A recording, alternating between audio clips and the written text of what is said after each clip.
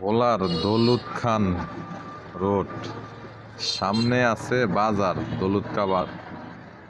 কিন্তু এই বাজারে কোনো রিক্সা ব্যাটারি চালিত গাড়ি যাইলে 30 টাকা করিয়া প্রতি রিক্সায় হয়, কিন্তু এখন আর দেওয়া লাগতেছে না।